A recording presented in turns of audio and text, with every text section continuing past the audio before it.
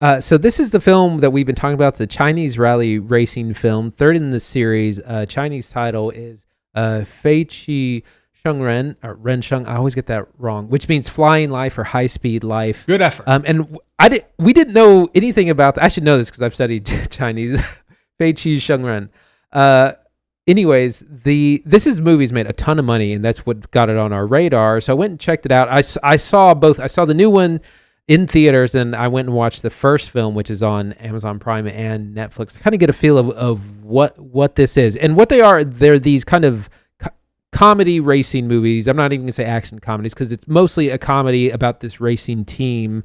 I'll start with the first one just briefly. Our main character, Zhang Chi, he's like a world-renowned driver. He gets suspended for illegal street racing. He's suspended for 5 years. He tries to stage a comeback, but he's got nothing. He's got to get his license. He's got to get a car. He's got to get his drivers. He's got to get financing for this.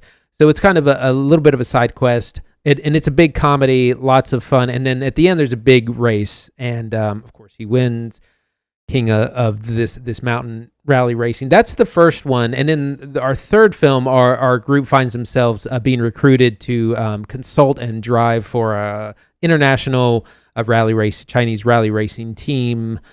So it's like basically just bigger and bigger. Reminded me a little bit of Fast and the Furious, where like each movie kind of got bigger and bigger. And the third one is a lot more in the vein of something like F1. The first one is much more of a comedy with some racing at the end. This third film, all about racing. The entire last hour of the film is the race, because it's like 100 kilometer race up and down a mountain, and it's a huge big deal. But man, this movie really works. The third one, it's a lot of fun. It has less humor because I think it's going for international audiences, and so it gets to the cars really quick. But again, in that F1 look where everything is very sleek, very expensive, and they've gone from local race car drivers to international race car drivers. It's more polished. The race stuff is really thrilling. I'm going to talk about rally racing here in a second, but I really enjoyed it. Yeah, I haven't seen this. Like I said, we kind of split this week. I'll be talking about Nirvana, the band, the show, the movie here in just a second. Andy covered this movie, so I'm just going to ask him a couple questions while he takes a drink and catches his breath here. I think what's cool about this movie, and specifically these films like doing well around the world, is that racing is one of those things that's universal. You don't need language to see that car A is up here and car B is back there, and they're coming up on a turn and one has to pass the other to win the race, right? Like that's something that you don't need language for. So I think it's cool that the language of cinema can speak for them, like in these races when things are getting hot and heavy. And this one being a little bit more serious, I think, is an asset, like you said, for international audiences. I'm very curious about the last hour being one big race. I definitely want to know what that kind of looks like. But just to get into it, yeah, what did you learn about rally racing? Last car film we will cover for the show is F1. That's very straightforward. That's very like we're on tracks and we're on rules, and we have, despite Sonny Hayes mucking things up, we got policies here in F1. Is that what's going on here? So it's really interesting. I definitely want to talk about the cultural differences in this, because this is a Chinese-made film for Chinese audiences, and that really reflects in the filmmaking. But rally racing is very different from things like NASCAR and F1, in that it's kind of a one-at-a-time race, that you don't race with like 6 people or 10 people on the track. You go one at a time because the tracks are very long. You just kind of go from, it's generally not a circuit. You'll go from point A to point B, and in this case, they're very long. It's like tens of miles, and so it's a time trial. It's who can do the course the fastest. So you're not racing against other people. You're basically racing against the clock, but it's very dangerous because the routes are just 1 lane wide, or about a car and a half length wide. It's not a very wide course, and you're going between trees and mountains and rocks, and there's water elements, and there's lots of off-roading. The roads change. You can be on tarmac, you can be on gravel, on sand, and it's very dangerous. There's, it like most racing sports, people do and can have accidents. But it's crazy. The other big difference, you have a co-driver, someone who sits in the passenger seats and reads what are called pace notes, which is kind of it's how to take the turns on the track, because there might be hundreds of turns on a really long track. And so the guy's reading notes on how to take the turns, how fast you can go, things to watch out for. And it's a whole system of like right 3, left 2, hairpin, all this. It's a whole code thing and they just have to sit there and concentrate and read their notes. And the driver has to just kind of hope that they're right to take all these turns. It's really cool stuff. I love watching this. That's the kind of thing where you see a lot of drifting going on as well, where they're sliding around corners. And this stuff in the film, it works really, really well. It's got that high speed, high octane kind of feel. Yeah, looking at the trailer, like the acting stuff, the plot stuff, right, with like characters actually on screen, very well lit, like very big color, very dynamic, but like ultimately kind of looks, I'm not gonna say fine, but like, you know, standard. The car stuff looks awesome. It looks very kinetic. Yeah, like big energy. Looks like we're throwing these things around on screen. I wanted to ask about series writer and director Han, I think is what I got from IMDb. 3 films, written and directed all of them, right? Like clearly we're seeing some progression in the work here. You don't need to spoil it and tell us if this sets up for a sequel or anything, but do you see this maybe going the way of Fast and Furious and them doing like 11 of these things? Or do you think it's like, hey, we're going to take a break a little while and go do something else and something different? Because like this seems like this team that's making these films is very dedicated. A little like mirroring our team in the film. Right. So the writer-director Han actually, I think, comes from racing, and I think he was mentoring to be a race car driver, and his mentor actually died on the track. He didn't fly off of it or anything, but I think there was an accident. He got out to help and then was hit by another car. So it's a very tragic kind of story that we start with. The first film, I don't know the budget, but it made $250 million. The second one made $450 million. This one is at $550 million and maybe headed towards $1 billion. We don't know. They're definitely going to keep making these. But it won't get ridiculous like Fast and Furious, but they'll probably get bigger. In some ways, they're going to spend more money. And like I said, this one's more, it's not as much as a comedy. The first one I think might be challenging for audiences just because there is more drama. There is more like Chinese humor and a lot of language humor or things that won't translate through language. When I've talked to people who have seen these films, everyone seems to like the first one the best as far as a comedy. This third one is probably the best as far as car stuff goes.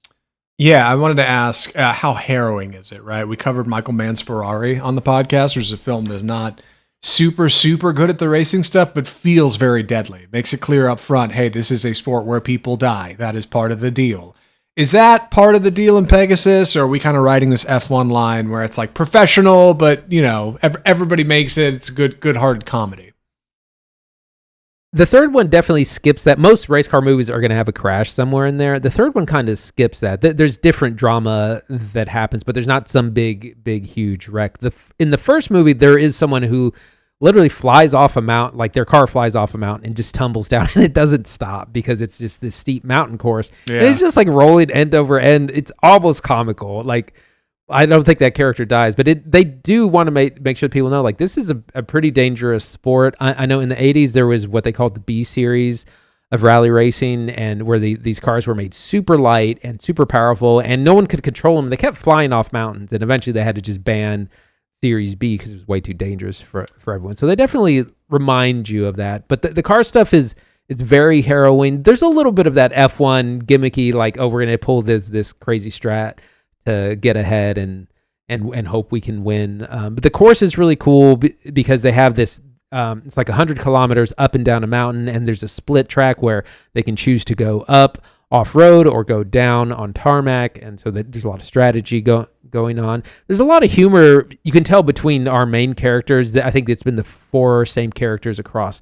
all 4 films, and you have the driver, co-driver, the mechanic, and then some other friends. And I think this is a good time to talk about cultural differences. And that an American version of this would be all about rugged individualism. That's what F1 is. That's what Sonny Hayes is. He's the only one who can do it. In Chinese culture, collectivism is much more an important aspect. And so this is much more about working together as a team. Like, the driver is one thing, but he's got to have his co-driver. They have to find the mechanic, and everyone that they find either chips in or is an essential part of the team. So it's a big team racing thing, and working together, which is just very different from how you would make this in America. So I thought that was one of the very interesting things, and it works. It's perfect for rally racing. Yeah, I dig it. Yeah, that's something I remember the last Chinese film I covered for the pod, Naja too. Yeah, this feeling of like community and togetherness. No one can do it on their own, right? Like we all got to come together and pitch in and do our part. And you're right, that is different than American racing films. Like it is about rugged individualism. You nailed it. I wanted to ask, wrapping it up, how did you hear about this movie? And $550 million opening, why is nobody in America talking about this? Is it just foreign language? Is that really what's holding us back? So I heard about this because I looked at the ComScore box office because they always have the international numbers on Mondays, and so I looked and I saw Pegasus 3 at the top, and that it was at 100. It had made 150 million over the weekend, and I was like, "What is this movie? And why haven't I heard about it?" And then I looked at it, and then I saw that it was at like 450 million last weekend, 550 million now. So I was like, I don't know what this is, but I have to see this movie that's huge. And I saw that they were just going to have some screenings here. As far as for why it's not being covered, it seems like the trades and Hollywood in general is just not covering Chinese box office because there's no benefit to the U.S. market anymore. As I've said many times, you used to be able to ship your film to China, and it could help it would boost your box office, or it might even save your film. Now we have a hard time even letting us release films over there. A lot of them get censored, or a lot of them they just flat out say no. So that's probably why. There's probably some political reasons as well, because there's no way that, I mean, we've been covering this. This movie's been out for a couple of weeks, and none of the trades are covering it, and it's the biggest movie in the world right now.